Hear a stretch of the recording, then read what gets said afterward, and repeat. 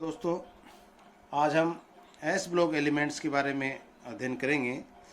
S block elements क्या हैं? क्योंकि वैसे भी डेफिनेशन के हिसाब से हम ये कहते हैं कि जिसके आउटर मोस्ट सेल में इलेक्ट्रॉन प्रवेश करते हैं, तो उसको जैसे मान लीजिए एस के अंदर प्रवेश करें तो एस ब्लॉक एलिमेंट्स कर देते हैं, पी में करें तो पी ब्लॉक एलिमेंट कर दें, डी में तो डी में। तो परिभाषा वही चलेगी कि जो लास्ट एलिमेंट है, इलेक्ट्रॉन जो है वो किस कक्ष में प्रवेश कर रहा है। तो एस कक्ष में प्रवेश कर रहा है, इसका मतलब एस ब्लॉक एलिमेंट्स कहलाएगा। एस ब्लॉक एलिमेंट्स में दो हमारे पास फर्स्ट एस टू और NS1 और NS2 दो प्रकार के यहाँ पे हमारे पास वर्ग हम डिसाइड कर रखे हैं। एस जो प्रारंभ में शुरू हो जाता है, जिसमें वन यानी एक में एस में 1 इलेक्ट्रॉन आता है, दूसरे में 2 इलेक्ट्रॉन आते हैं। तो हम कह सकते हैं अर्धपूरित और पूर्ण पूरित की स्थिति यहाँ बनती है। तो फर्स्ट ए की जो हम बात करें तो यहाँ पे एक सामान्य अगर हम इनका इलेक्ट्रॉनिक कॉन्फ़िगरेशन देखते हैं NS1 से 2 यानी एक इलेक्ट्रॉन हो सकता है या 2 इलेक्ट्रॉन हो सकते हैं।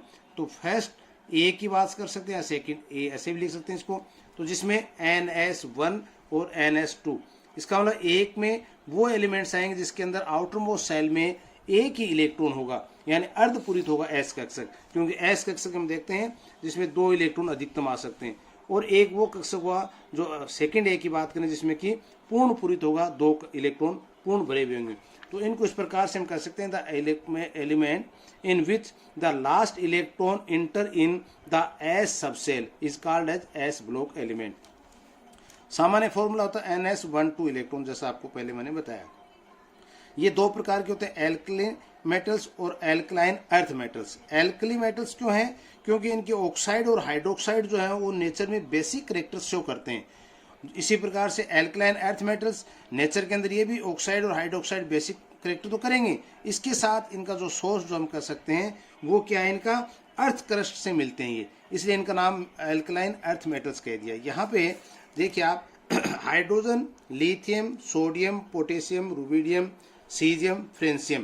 तो यहाँ पे हम हाइड्रोजन को कंसीडर नहीं कर रहे हैं। क्यों नहीं कर रहे हैं? क्योंकि हाइड्रोजन को पहले स्थान निर्धारित नहीं है। कई बार हम कहते हैं फर्स्ट ए में है, कई बार कहते हैं हेलोजन ग्रुप के साथ भी है। इसलिए यहाँ पे हम मोटे तौर पे NS1 वाले जो हम लेते हैं या फर्स्ट ए के जो एस के वाले एलिमेंट लेंगे, उसमें lithium, sodium, potassium, rubidium, caesium को ही लेते हैं। यानी फ्रेंसियम को भी इसके अंदर हम शामिल नहीं करते हैं। क्यों नहीं करते हैं? क्योंकि ये रेडियो एक्टिव एलिमेंट्स है। इसी प्रकार से सेकेंड ए की हम बात करें तो beryllium, magnesium, calcium, strontium, barium और रेडियम। तो इस रेडियम को भी हम शामिल नहीं करते हैं क्योंकि ये भी इलेक्ट्रो एक्टिव एलिमेंट है, यानी कि रेडियो एक्टिव एलिमेंट है, इसलिए इन दोनों को हम यहाँ पे शामिल नहीं करते हैं। एक सामान्य सी ट्रिक भी कई बार करते हैं, सर याद नहीं होता, वैसे याद हो जाते हैं 2-3 बार करने पे, नहीं भी होते हैं। तो एक सामान्य ट्रिक इनकी है कि है लेना की रब से फरियाद, है लेना की रब से फरियाद। तो ये इस रूप में भी याद कर सकते हैं, सामान्य से एक फॉर्मूला है। या दूसरा हम कहते हैं सेकंड ए में कहते हैं बेटा मांगे कार, स्कूटर, बाप राजी, या कई बार कहते हैं बाप रोए। तो दोनों चीजें, तो ये आपको कैसे याद करने ये अपने ऊपर निर्भर करता है। बाकी सामान्य तौर पे हम इनको ऐसे भी याद रख सकते हैं, कोई ज्यादा एलिमेंट इसके अंदर है नहीं। अब देखिए, ये तत्व अपने बाह्यतम 1 अथवा 2 इलेक्ट्रॉन को त्याग दें तो उत्कृष्ट गैस विन्यास प्राप्त करते हैं, इनर्ट गैस फॉर्मेशन। यानी आउटर मोस्ट सेल में 8 इलेक्ट्रॉन पूर्ण हो जाते हैं, वो अक्रिय गैस कहते हैं, जो किसी में क्रिया में भी भाग नहीं लेते हैं। परिणामी आयन अत्यंत स्थायी होते हैं इनके। अब इसके बाद एक इलेक्ट्रॉन अगर निकल जाता है, क्योंकि मैंने कहा NS1, यहाँ से मान लीजिए NS1 एक इलेक्ट्रॉन बाह्य कक्षक से निकल गया, तो हम कहते हैं NSP6। इसका मतलब क्या हुआ? इनर्ट गैस विन्यास NS2P6, ये अक्रिय गैस विन्यास प्राप्त हो जाता है। और ये विन्यास ऐसा होता है जब धारण करने के बाद कोई भी एलिमेंट है वो ये विन्यास प्राप्त करने की कोशिश करता है, एक स्थायित्व प्राप्त करने के लिए। तभी मैंने कहा उत्कृष्ट गैस विन्यास के कारण परिणामी आयन अत्यंत स्थायी हो जाते हैं, और इन तत्वों के इलेक्ट्रॉन त्यागने की प्रवृत्ति या इनकी टेंडेंसी ऑफ इलेक्ट्रॉन रिलीज करने की जो प्रवृत्ति है, उसके कारण कुछ विशिष्ट गुण इनमें आ जाते हैं, जिनके हम सामान्य 5-7 गुण हैं, जिनको हम एक बार पढ़ लेते हैं, देख लें। एस ब्लॉक के समस्त तत्व मैंने कहा धातुएं, मेटल हैं, प्रबल धन विद्युतीय लक्षण वाले थे, मोर इलेक्ट्रॉन पॉजिटिव वाले होते हैं, क्योंकि इलेक्ट्रॉन को आउटर मोस्ट सेल से आसानी से ये रिलीज करने के लिए तत्पर रहते हैं। ये धातुएं अत्यंत क्रियाशील होते हैं, क्रियाशील क्योंकि आउटर मोस्ट सेल में एक इलेक्ट्रॉन है तो भी क्रियाशील है। आयनन विभव का मान इनका बहुत कम होता है, आसानी से 1 इलेक्ट्रॉन या 2 इलेक्ट्रॉन त्याग करके ये उत्कृष्ट गैस विन्यास बनाने की प्रवृत्ति में रहती है। इनके परमाणु आकार का मान उच्च होता है, अतः इनका घनत्व है कम होता है और हल्की धातु के रूप में माना जाता है। क्योंकि फर्स्ट पीरियड से हम बात करते हैं, फर्स्ट एलिमेंट है, तो स्वाभाविक है वो आकार में बड़ा होगा। जैसे जैसे हम बाएं से दाईं ओर बढ़ते जाएंगे पीरियोडिक टेबल में आकार में कमी होती जाती है। इसके परमाणु आकार के मान ऊंचे होते हैं। नेक्स्ट है ये धातुएं काफ़ी मुलायम होती हैं, सॉफ्ट होती हैं, क्योंकि आकार बड़ा होता है और इनके अंदर जो आंतरिक इंटरनल फोर्स जो अट्रैक्शन होता है वो आकर्षण बल कम होता है, इसलिए हम कहते हैं मुलायम होती है। जैसे सोडियम, पोटेशियम, इनको हम चाकू से भी काट सकते हैं। ये आयन सक्रिय होने के कारण वायुमंडलीय गैसों के साथ क्रिया कर लेते हैं, इसीलिए हम सोडियम, पोटेशियम इनको केरोसिन के अंदर डीप करके रखते हैं, क्योंकि ये बहुत ही रिएक्टिव होते हैं। ये ज्वाला परीक्षण भी देते हैं, जो हम आगे भी पढ़ेंगे। कम आयनन ऊर्जा के कारण बाह्यतम इलेक्ट्रॉन से आसानी से उत्तेजित होता है, जिसमें मानक अपचयन विभव के मान उच्च ऋणात्मक प्राप्त होते हैं। इनके गलनांक के मान काफ़ी कम होते हैं, क्योंकि थोड़ी सी एनर्जी देते हैं कि आउटर मोस्ट सेल से एक इलेक्ट्रॉन हो तो आसानी से बाहर निकल जाता है और एक स्थायी विन्यास प्राप्त कर लेता है। अत्यंत सक्रिय होने के कारण धातुएं प्रकृति में मुक्त अवस्था में नहीं मिल जाती, फ्री में नहीं मिलेंगी, कोई न कोई कंपाउंड के साथ रिएक्ट करके ही ये प्राप्त होती हैं, अकेली फ्री अवस्था में नहीं होती हैं। परमाणुओं की तुलना में इनके धनायनों का आकार काफ़ी छोटा होता है। ये देखिए कि एटॉमिक साइज, इस पर क्वेश्चन आता है कई बार, और इनकी आयनिक साइज में क्या अंतर होता है। तो आयनिक साइज में आकार जो काफ़ी छोटा हो जाता है, क्योंकि एटॉमिक साइज में आउटर मोस्ट में सेल जैसे NS1, 4S1, 5S1 एक सेल बढ़ रहा है, जैसे ही इलेक्ट्रॉन वहाँ से रिलीज हो जाता है, इलेक्ट्रॉन निकल जाता है, तो वो सेल का सेल हट जाता है। इसके कारण से क्या हो जाता है कि यहाँ पे आकार छोटा हो जाता है। आयनों के स्थायी उत्कृष्ट गैस विन्यास के कारण यौगिक रंगहीन या प्रतिचुंबकीय हो सकते हैं, और यानी सेल में कंप्लीट अगर इलेक्ट्रॉन है, पेयर्ड हैं, तो वो प्रतिचुंबकीय हो जाते हैं। NS1 वाले विन्यास वाले वर्ग एक, जिन्हें हमने क्या कहा, एल्कली मेटल्स, क्षार धातुएं। इस समूह के समस्त धातु जल के साथ क्रिया करके प्रबल क्षारीय विलयन बनाते हैं। पहले कहा ऑक्साइड हाइड्रोक्साइड बनाते हैं, बेसिक नेचर होता है। इसी प्रकार से NS2 विन्यास वाले वर्ग, दो के तत्व, इनको हम क्षारीय मृदा धातु कहा है, एल्कलाइन अर्थ मेटल्स। और इस समूह के तत्व भी ऑक्साइड होते हैं, क्षारीय होते हैं, और ये मृदा के साथ पाए जाते हैं, इसलिए इनका नाम अर्थ मेटल्स के नाम से भी जाना जाता है। तो ये एक फिजिकल करेक्टर हमारे दिमाग में पहले बैठ गए। उसके बाद हम इनकी कुछ कंपेरेटिवली स्टडी करेंगे एक दूसरे से, क्योंकि हम जानते हैं एक आवर्त में क्या स्थिति होती है, एक वर्ग में क्या स्थिति है, ऊपर से नीचे की ओर आते हैं तो किस तरह से आकार में परिवर्तन होता है, आकार में परिवर्तन होने से इनकी रिएक्शन में भी क्या क्या परिवर्तन आते हैं। तो इस तरह से हम पहला लेते हैं इलेक्ट्रॉनिक कॉन्फ़िगरेशन, जिसमें हम देखते हैं कि lithium, sodium, potassium, rubidium, caesium, francium, सबके आउटर मोस्ट सेल मैंने कहा था हाफ फील्ड होते हैं। 2s1, क्योंकि सेकंड ग्रुप से शुरू, सेकंड पीरियड से शुरू होते हैं, इसलिए 2s, 3s1, 4s1, 5s1, 6s1, 7s1। It means यानी आउटर मोस्ट जो है वो एस कक्षक के अंदर एक इलेक्ट्रॉन आता है, इसलिए मैंने कहा था फर्स्ट ए वर्ग के नाम से भी इसको जानते हैं। इस प्रकार से अगर हम दूसरे एलिमेंट्स को ले रहे हैं, जहाँ पे सेकंड वाले को beryllium, magnesium, calcium, strontium, barium, radium, ये इनके परमाणु क्रम साथ ही इलेक्ट्रॉन विन्यास देख सकते हैं। 2s2, 3s2, 4s2, 5s2, 6s2, 7s2। It means outermost shell जो S1 का था, एक इलेक्ट्रॉन ऐड होते ही ये पूर्ण कक्षक के रूप में भर जाते हैं। तो ये इलेक्ट्रॉन भरने का इनका तरीका आपने पहले देखा हुआ है। दूसरा इसका करेक्टर आता है atomic and ionic radii. Atomic size, जो कि आउटर मोस्ट सेल में जब कोई इलेक्ट्रॉन नहीं निकाला जाता है, ग्राउंड स्टेट हम कहते हैं, जिसमें इलेक्ट्रॉन पूर्ण है उसमें, तब कहते हैं एटॉमिक साइज क्या है। आयनिक, जब उसमें से एक आउटर मोस्ट सेल से इलेक्ट्रॉन को निकालने के पश्चात दो स्थिति बनती है, उसको कहते हैं आयनिक साइज। क्षार धातुओं में परमाणु त्रिज्याओं के मान उनकी आवर्त में सर्वाधिक होते हैं, क्योंकि वो सबसे पहले कक्षा में उत्कृष्ट गैस के अपवाद को छोड़ करके। क्षार धातुओं के आयनिक त्रिज्याओं के मान इनकी परमाणु त्रिज्याओं की तुलना में बहुत कम होते हैं। मैंने पहले कहा कि आयनिक त्रिज्याओं के मान जो परमाणु त्रिज्या के मान से कम होते हैं, और क्यों होते हैं, इसके दो कारण हैं। NS1 इलेक्ट्रॉन खोने से, यानी आउटर मोस्ट सेल से एक इलेक्ट्रॉन के खोने से इनका एक मुख्य कोष, एक प्रिंसिपल ऑर्बिट कम हो जाता है और उनका विन्यास उत्कृष्ट गैस जैसा स्थायी हो जाता है, पहला कारण। दूसरा क्या था, इलेक्ट्रॉनों की तुलना में प्रोटॉनों की संख्या में वृद्धि होने से बाह्यतम इलेक्ट्रॉनों के प्रति नाभिकीय आकर्षण बल बढ़ जाता है, जिससे क्या आयन का आकार सिकुड़ करके और छोटा हो जाता है। तो ये दोनों कारण इसके हैं जो आकार छोटा होने के कारण बता रहे हैं। क्षारीय मृदा धातुओं के परमाणु और आयनिक आकार क्षारीय धातुओं की तुलना में काफी कम होते हैं। एक इलेक्ट्रॉन के जुड़ने से नाभिक में एक प्रोटॉन भी जुड़ जाएगा। ऐसी अवस्था में क्या होता है, उसी कक्षक पर नाभिकीय आकर्षण बल भी बढ़ जाता है। तो ये कारण भी इसके साथ हम ऐड कर सकते हैं। और आप छोटा सा इसमें देख सकते हैं, देखिए लिथियम की परमाणु त्रिज्या 152 एंगस्ट्रॉन है, लेकिन आयनिक त्रिज्या कितनी होगी 76। सोडियम की 186 102, पोटेशियम की 227 से 138। कहने का अर्थ ऊपर से नीचे को जाते हैं हम वर्ग में तो परमाणु त्रिज्या का मान भी बढ़ता जा रहा है, आयनिक त्रिज्या का मान भी बढ़ता जा रहा है। लेकिन जैसे मैंने कहा कि परमाणु त्रिज्या से अगर आयनिक त्रिज्या है तो वो उस पर्टिकुलर एलिमेंट की आयनिक त्रिज्या जो हो कम होती जाएगी।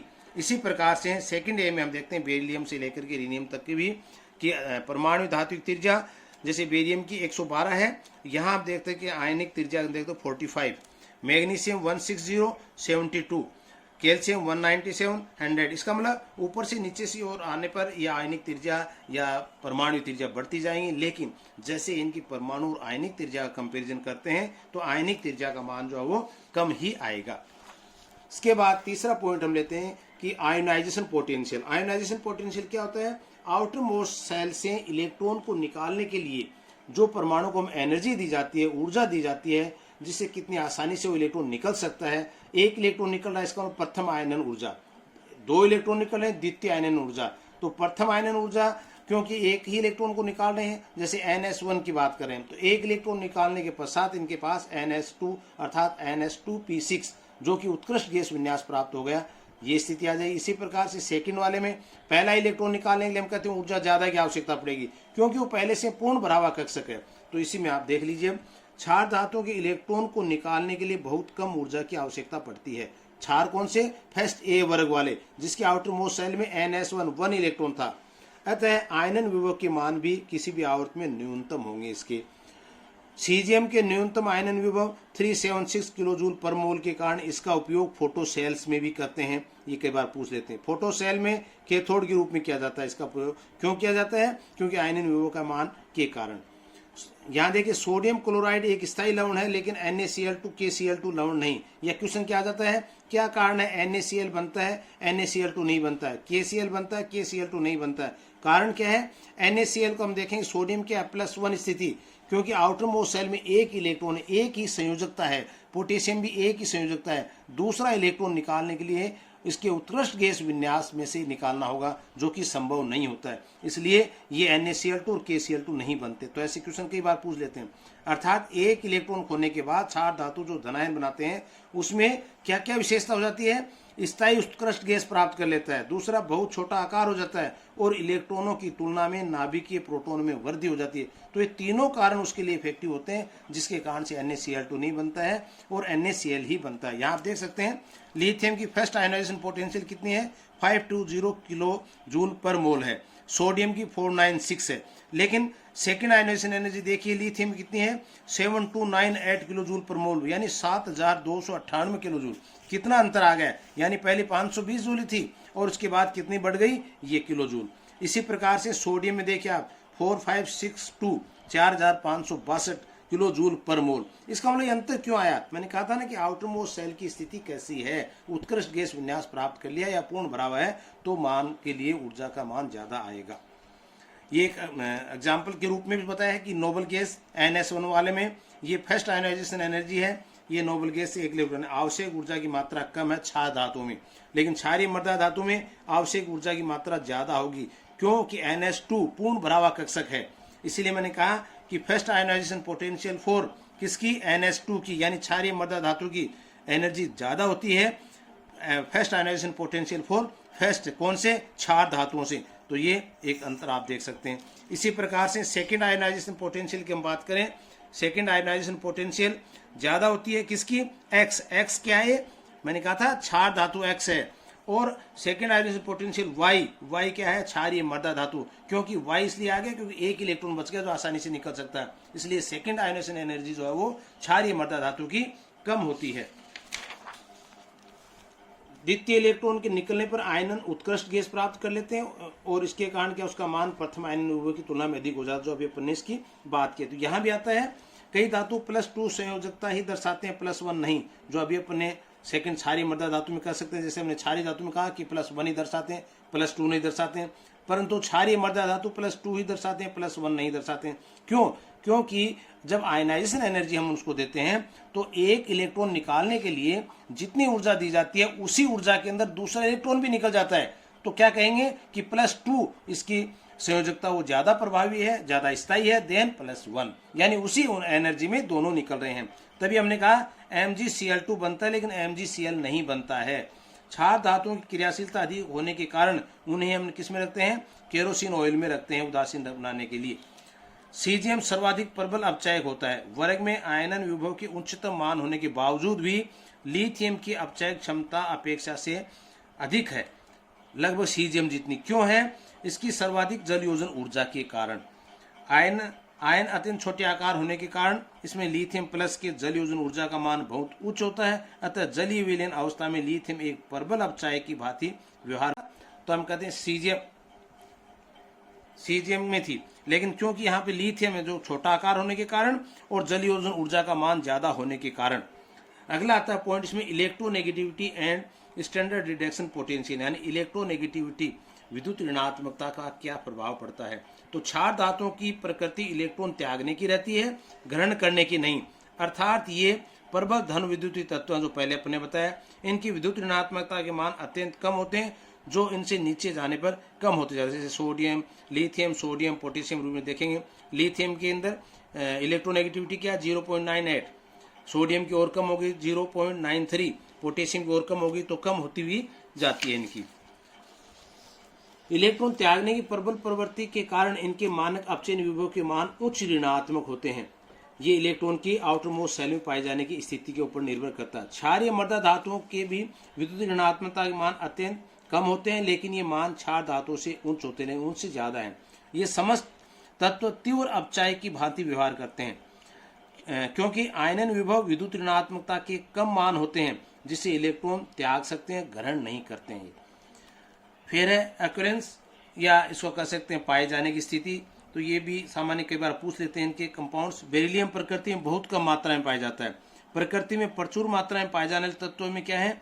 जैसे 5वें स्थान पे हम करें कैल्शियम, मैग्नीशियम 6ठे स्थान पे, सोडियम 7वें स्थान पे, पोटेशियम 8वें स्थान पे पाया जाता है। ये मुक्त अवस्था में नहीं पाए जाते हैं।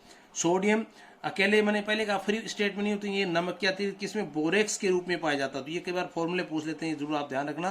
बोरेक्स का सोरे के रूप में, जैसे इसे पोटेशियम है सिल्वाइड के रूप में पाया जाता है, कॉर्नेलाइट के रूप में पाया जाता है KCl MgCl2 6s2। और इसी प्रकार से मैग्नीशियम है जो डोलोमाइट के रूप में पाया जाता है, कैल्शियम है कैल्शियम कार्बोनेट के रूप में, चौक के रूप में, जिप्सम के रूप में, एपेटाइट्स के रूप में पाए जाते हैं। यानी ये इनके स्रोत क्या क्या है, क्यों फ्री अवस्था मिलते नहीं है तो ये कैसे पाए जाएंगे, इस आधार पे इनको हमने कहा है। इसी प्रकार से हमने कहा नेटिव एलिमेंट्स होते हैं, is an element which appears in nature in a pure form, जो होते हैं नेटिव रूप में। और नॉन नेटिव फॉर्म से कौन होते हैं? Is an element are only found in nature as per of part of compounds, जो कंपाउंड्स के रूप में संयोजित होकर के पाए जाते हैं। तो नेटिव में कौन कौन सी noble gas? Carbon, nitrogen, oxygen, gold, silver, copper, ये सब क्या है? इज एन एलिमेंट है which appearance in nature in pure form के अंदर जो कि पाए जाते हैं। इसके बाद देखिए अगला कैरेक्टर है मेटेलिक नेचर, कि इनकी धातु प्रकृति कैसी है। तो ये सीधा सा metallic nature directly inversely proportional होती है 1 आयोनाइजेशन एनर्जी, यानी ये भी आयोनाइजेशन एनर्जी के ऊपर निर्भर करेगी। आयोनाइजेशन एनर्जी कम है या ज्यादा है? कम होगी तो मान किस प्रकार से मेटल नेचर के ऊपर निर्भर करेगा, ज्यादा होगी तो क्या प्रभाव पड़ेगा, तो ये भी इनकी निर्भर। नेक्स्ट आता है क्रिस्टल स्ट्रक्चर, यानी इनका क्रिस्टल का स्ट्रक्चर कैसा है। तो देखिए all are alkalic metals BCC। BCC क्या होता है? बॉडी सेंटर्ड क्यूबिक स्ट्रक्चर, जिसमें क्या है थोड़ा लूजली हो सकता है या कह सकते हैं लेस क्लोज पैकिंग होती है। क्लोज पैकिंग क्या होती है? जब एक दूसरे से आयन जो है सटके पास पास रहते हैं, एक स्ट्रॉन्ग बॉन्ड बनाते हैं, और एक क्या है लूजली उसमें होते हैं। तो यहाँ लेस क्लोज पैकिंग है। Only lithium at low temperature पे HCP पैकिंग पाई जाती है, हेक्सागोनल क्लोज पैकिंग, जो कि BCC से मोर क्लोजली पैकिंग होती है। अर्थात इसकी पैकिंग जो होगी स्ट्रॉन्ग होगी, इसका मतलब इसके गुण जो होते हैं हार्ड रूप में कह सकते हैं, मेल्टिंग बॉइलिंग पॉइंट में भी। एल्कलाइन अर्थ मेटल्स में क्या होता है? बेरिलियम और मैग्नीशियम, जिनकी क्रिस्टल स्ट्रक्चर HCP, जो इसी प्रकार से यानी हाई हेक्सागोनल क्लोज पैकिंग। और कैल्शियम बेरिलियम में फेस सेंटर्ड क्यूबिक FCC, यानी ये मोर एफिशिएंसी पैकिंग है। स्ट्रोंशियम की BCC क्यों होती है? लार्ज साइज के कारण लेस एफिशिएंट होती है, जो कि सभी एल्कली मेटल्स में है, छोड़ करके लिथियम में जो लो टेम्परेचर पे HCP पाई जाती है। तो alkaline earth metals shows more efficient close packing than alkali earth metals. तो ये हम रीजन बता सकते हैं कि एल्कलाइन मेटल के अंदर जो है वो क्लोज पैकिंग ज्यादा होते हैं स्ट्रॉन्गली। नेक्स्ट है melting and boiling point.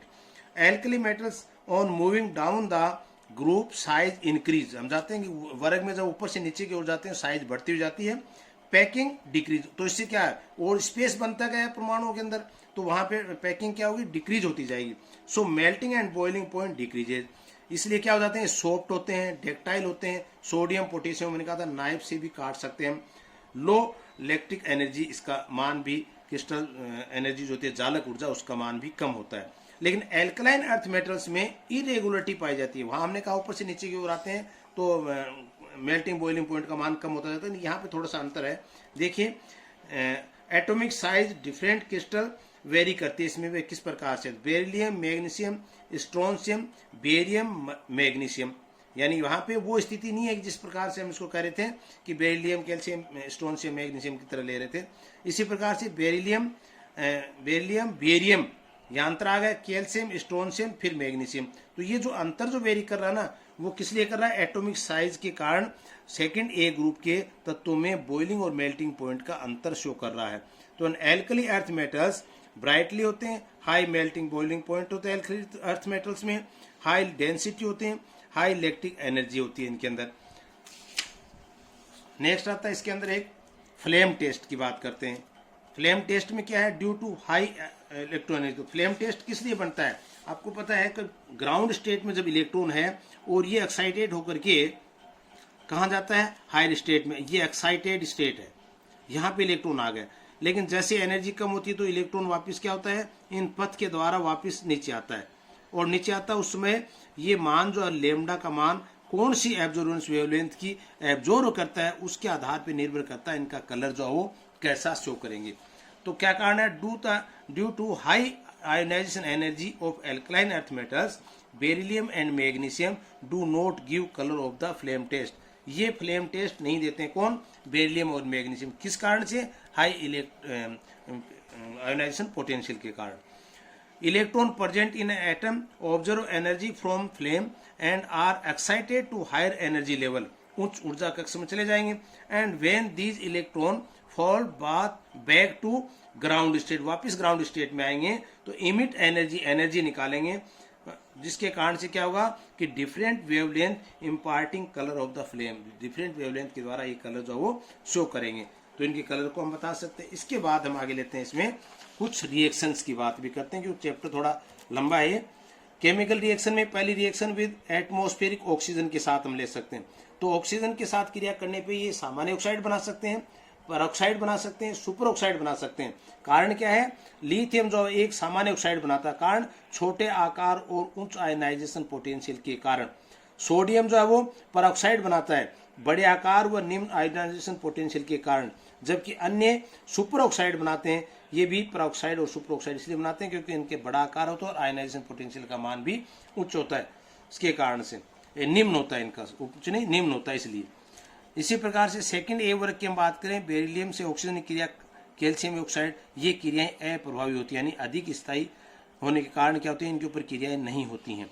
Thirdly magnesium है, स्ट्रोंशियम है बनाएगा, और यहाँ पे मैग्नीशियम नाइट्राइड नाइट्रोजन के साथ स्ट्रोंशियम परऑक्साइड, यानी वायुमंडल में खुला रखने पर गैसों के साथ क्रिया करके एक मलिन ट्रेनिस हो जाते हैं, गर्म करने पर ये जलने भी लगते हैं क्योंकि बहुत रिएक्टिव होते हैं, पहले मैंने बताया था आपको।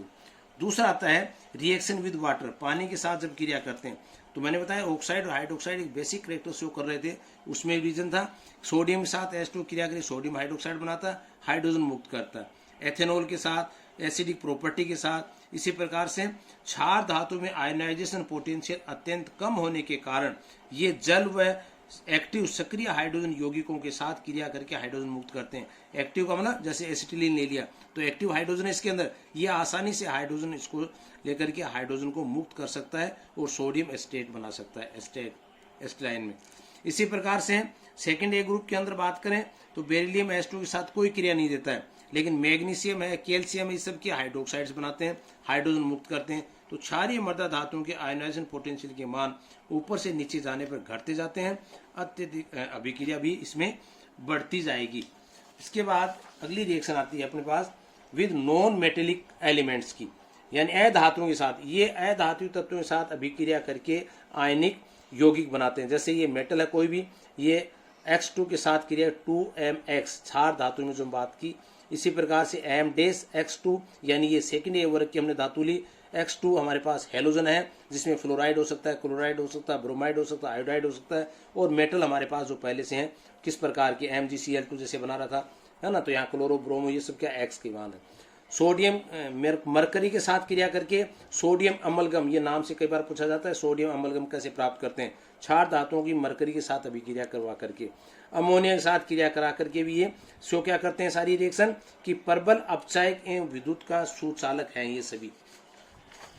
इसी प्रकार से नेक्स्ट आता है इसके अंदर एक और प्रॉपर्टी है केमिकल विलायकन प्रवृत्ति यानी सोल्वेशन टेंडेंसी, जिसको हाइड्रेशन एनर्जी के नाम से भी जानते हैं। तो लिथियम आयन सबसे छोटे होने के कारण इनका विलायकन सबसे अधिक होता है, जबकि सीजियम का विलायकन सबसे कम होता है।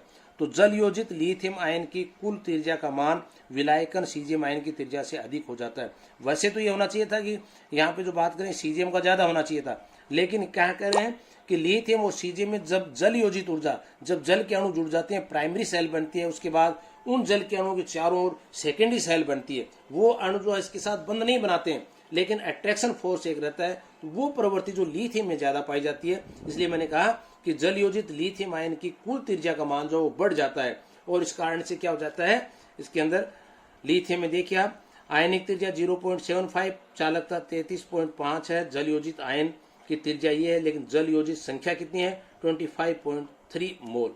इसी प्रकार से सीजी में आप देखेंगे 9.9। इसका मतलब जल योजित ऊर्जा या जल की जुड़ने की जो क्रिया है वो सबसे ज्यादा किस में है, लिथियम में है, सेकेंडरी सेल में, इसलिए सीजीएम के अंदर कम है। तो यहाँ पे आप देख सकते हैं इनका एक कंपाउंड बनता है। आगे कॉम्प्लेक्स में भी अपने इसको देख लेंगे कि कंपाउंड कौन कौन से बनाते हैं कॉम्प्लेक्स फॉर्मेशन में। तो कॉम्प्लेक्स फॉर्मेशन या संकुल बनाने की प्रवृत्ति वैसे तो इन एस ब्लॉक के तत्वों में नहीं पाई जाती है, क्योंकि उसके लिए कक्ष उपलब्धता चाहिए, जो उपलब्धता आसानी से नहीं हो पाती। लेकिन फिर भी एक्वस यानी H2O के साथ इसके कुछ कंपाउंड कॉम्प्लेक्स के बने हुए हैं। कुछ जैसे क्लोरोफॉर्म है, मैग्नीशियम का एक धातु है जो क्लोरोफिल, उसको भी हम आगे देख सकते हैं। तो यह देखिए लिथियम का टेट्राहाइड्रो कंपाउंड बनाया +1 में, जो क्या बना रहा है लिथियम का हम जानते हैं 1s2 2s1। तो यहाँ पे 1s2 के अंदर दोनों भरे हुए, कोई दिक्कत नहीं। 2s में एक इलेक्ट्रॉन था जो कि आयन बनने पे ये भी चला गया। अब चूंकि 2s और 2p की एनर्जी लगभग समान है और 4 कक्षक हमारे पास अवेलेबल हैं, तो यहाँ चारों कक्षकों में जल के पास 2-2 देख सकते हैं लोन पेयर उपस्थित होते हैं। तो यहाँ पे ये 2-2 इलेक्ट्रॉन देख करके बॉन्ड बना लेते हैं। तो ये संकर्ण कैसा हुआ है, sp3 संकर्ण चतुष्फल की आकृति में 4 इलेक्ट्रॉन युग्म H2O की। एक पोटेशियम का एग्जाम्पल लेते हैं, वहां पे भी आप देखते हैं कि आउटर मोस्ट सेल से एक इलेक्ट्रॉन निकलने के पश्चात 3d 4s 4p के इलेक्ट्रॉन कक्षक हमारे पास उपस्थित है। यहाँ पे D2sp3 अष्टक फलक की आकृति में 6 युग्म जल के यहाँ पे जुड़ करके एक बंध बना लेते हैं, कोऑर्डिनेटेड बॉन्ड कोऑर्डिनेशन नंबर 6 प्राप्त कर लेते हैं। तो जल के कुछ अणु धातु आयनों की स्पर्श करते हुए रहते हैं और उससे बंध बना लेते हैं। ये जल अणु विलायक की प्रथम सतह यानी प्राइमरी सेल बनाते हैं। इस प्राथमिक सतह के बाद जल अणुओं की एक द्वितीयक सेल, मैंने कहा ना एक प्राइमरी सेल बन गई, उसके बाद द्वितीयक सेल सेकेंडरी सेल बनती है। इसमें जल के अणु कोई बंध नहीं बनाते हैं, वर्ण क्या करते हैं, दुर्बल आयन द्विध्रुव आकर्षण बल द्वारा बंधे रहते हैं उसके अंदर। और ये आकर्षण बल क्या आयन की त्रिज्या की व्युत्क्रमानुपाती होता है। छोटे धनायन के साथ अधिक प्रबल आकर्षण बल होगा और इसी आकर्षण बल के कारण छोटे धनायन लिथियम का सीजियम की तुलना में अत्यधिक मात्रा में विलायकन होता है, जो हमने पहले इसको देखा। एक विलायकन का आप यहाँ देख सकते हैं, जालक ऊर्जा के साथ भी इसका संबंध होता है। जालक ऊर्जा क्या होती है, जो आयंस को एक दूसरे से बांध करके एक क्रिस्टल का निर्माण करती है। तो उस जालक को तोड़ने के लिए यानी उस परमाणुओं को उसमें से तोड़ने के लिए जो ऊर्जा दी जाती है वो कहलाती है जालक ऊर्जा। और एक होती है विलायकन ऊर्जा, जो उसको घोल सके, घुलने की प्रवृत्ति हो। तो इन दोनों में एक संबंध होता है कि अगर जालक ऊर्जा का मान कम है और विलायकन ऊर्जा का मान ज्यादा है तो जल योजित ऊर्जा में क्या होगा, जल योजन ऊर्जा ज्यादा है जालक ऊर्जा से, तो जल में विलयशील होगा। हम कहते हैं ये विलयशील है, ये घुलनशील है, ये अघुलनशील है। तो वहां हम ये कह सकते हैं अघुलनशील है, इसका मतलब उसकी जालक ऊर्जा का मान ज्यादा है। यहाँ आप देखिए सेकंड में जालक ऊर्जा का mx क्रिस्टल है, तो m आयन x आयन दोनों मिलकर के यहाँ पे आप देख सकते हैं mx क्रिस्टल बन रहा है, तो ये जालक ऊर्जा का मान इसमें ज्यादा है। यहाँ विलायकन ऊर्जा का मान हमने कम दिखाया है, इसका मतलब ये डिजोल्व नहीं होगा। तो क्या कर सकते हैं, जालक ऊर्जा ग्रेटर देन जल योजन ऊर्जा, lattice energy greater than hydration energy, तो ये क्या जल में अविलय होगा। तो आयनों के जल योजन से कुछ मात्रा में ऊर्जा मुक्त होती है और उसे हम जल योजन ऊर्जा, हाइड्रेशन एनर्जी या विलायकन ऊर्जा, सोल्यूशन एनर्जी, तीनों नाम इसी के हैं। जल योजन ऊर्जा का मान आयनिक आकार पर निर्भर करता है। हमने कहा कि आयनिक आकार, हाइड्रेशन एनर्जी ये होती है charge upon size, directly proportional to charge upon size की। साइज जैसे जैसे बढ़ती जाएगी हाइड्रेशन एनर्जी का मान कम होता जाएगा, चार्ज का मान बढ़ता जाए हाइड्रेशन एनर्जी का मान बढ़ता जाएगा, तो ये निर्भर करेगा इसके ऊपर। जल योजन ऊर्जा का मान आयनिक आकार पर निर्भर करता है। क्षार धातु आयन सोडियम प्लस आयन की अपेक्षा क्षारीय मृदा धातु आयन मैग्नीशियम प्लस 2 चार्ज बढ़ गया कि जल योजन ऊर्जा का मान अधिक होगा। यहाँ देखिए sodium greater than lithium greater than sodium, potassium, rubidium, caesium, और यहाँ पे बेरिलियम, मैग्नीशियम, कैल्शियम, स्टोनशियम और बेरियम, इस प्रकार से। उसके बाद मैंने कॉम्प्लेक्स फॉर्मेशन आपको पहले बताई है कि कॉम्प्लेक्स फॉर्मेशन इसमें किस प्रकार से बन सकती है, नहीं बन सकती है। एस ब्लॉक एलिमेंट में संकुलन की प्रवृत्ति अत्यंत क्षीण होती है, यानी बहुत कम मात्रा में बनते हैं। क्षार धातुओं की धनायन आवर्त में सबसे अधिक त्रिज्या वाले और केवल एक धनायन वाले, अतः ये कोई संकुल नहीं बनाते हैं। इन्हें एक्वा संकुल ज्ञात है जो विलायकन से बनते हैं। कौन से, टेट्रा एक्वा लिथियम का, पोटेशियम का, जो हमने पहले विचार किया था कि कैसे इनके डी कक्षा, एस कक्षा उपलब्ध हो जाते हैं, इसलिए ऑक्टाहाइड्रल बना देते हैं। और यहाँ पे क्या लिथियम क्या टेट्राहाइड्रल ही बनाता है, क्योंकि इसके अंदर डी और डी कक्षा उपलब्ध नहीं हो पाते हैं। कुछ कार्बनिक किलेटीकरण धातु आयन भी अम्लों के साथ प्रबल संकुल बनाने की प्रवृत्ति रखते हैं। जैसे सैलिसाइल्डिहाइड पोटेशियम का संकुल यहाँ पे पोटेशियम के साथ क्रिया करके एक इस प्रकार का संकुल यहाँ पे बनाता है, जो क्या है 1 2 3 4 5 6 6 कोऑर्डिनेटेड नंबर के साथ यहाँ पे बनाता है, और 4 कोऑर्डिनेटेड नंबर के साथ यहाँ बनाता है। तो ये 4 और 6 दोनों प्रकार के संकुल बनाता है सैलिसाइल्डिहाइड पोटेशियम के साथ में। इसी प्रकार से बीटा डाइकीटोन जो है वो लिथियम का संकुल बनाकर दिखाया गया है। ये कीटो रूप में होता है और यहाँ से एक हाइड्रोजन जो मूव करके ऑक्सीजन के पास चला जाता है, तो ये आ जाता है इनोल फॉर्म, इसको बोलते हैं keto enol form. Keto enol form, enol form में आने के पश्चात लिथियम के साथ क्रिया करेगा और यहाँ से हाइड्रोजन रिमूव होकर लिथियम के साथ क्रिया करने के बाद ये एक लिथियम के साथ संकुल, जिसको बोल देते हैं बीटा डाइकीटोन संकुल का निर्माण करते हैं। यानी सभी में नहीं होता, लेकिन ऑर्गेनिक कुछ कंपाउंड के साथ इसका संकुल बनते हैं। जैसे क्राउन ईथर, क्राउन ईथर क्या होता है, ये एक बड़ी वलय युक्त पॉली ईथर की बनी हुई संरचना होती है, जिसके अंदर ऑक्सीजन के द्वारा एक अंदर केविटी बना ली जाती है, जिसमें साइज के अनुसार मेटल उसके अंदर फिट हो जाता है, और वो केविटी जो क्या कहलाती है क्राउन ईथर का रूप ले लेती है। फॉर एग्जाम्पल आपको दे रखा है सोडियम बेंजो 12 क्राउन 4 संकुल। इसका मतलब सोडियम बेंजो 12 यानी 1 2 3 4 5 6 7 8 9 10 11 12 ग्रुप जुड़े हुए हैं, और ऑक्सीजन कितने हैं 4 संकुल, इसका मतलब 4 ऑक्सीजन है 1 2 3 4 के साथ एक बेंजीन रिंग जुड़ी हुई है। तो इसका नाम क्या होगा, सोडियम बेंजो 12 क्राउन 4 संकुल, यानी एक बेंजीन वलय, घेरे में 12 परमाणु और 4 ऑक्सीजन परमाणु इसके साथ जुड़े हुए होते हैं। इसी प्रकार से पृथ्वी पर जीवन का सबसे महत्वपूर्ण संकुल योगी क्लोरोफिल, मैग्नीशियम का एक संकुल होता है। तो मैग्नीशियम था कैल्शियम एक बहुत महत्वपूर्ण संकुल बनाते हैं ईडीटीए के साथ भी, ethylene diamine tetra acetic acid, जो आपको यहाँ पे दिखा है ईडीटीए एम के साथ क्रिया कर रहा है। एम फॉर मीन्स मैग्नीशियम और कैल्शियम के संकुल बना रहे हैं, जो इस प्रकार का एक संकुल बनता है जो एम ईडीटी यानी मेटल के साथ ईडीटी का संकुल बनाता है। तो कहने का कि यहाँ पे कुछ ऑर्गेनिक कंपाउंड्स के साथ संकुल बनाने की प्रवृत्ति है, लेकिन सामान्यतः हम कहते हैं कि कॉम्प्लेक्स बनाने की प्रवृत्ति एस ब्लॉक एलिमेंट्स में कम ही पाई जाती है। थैंक्स।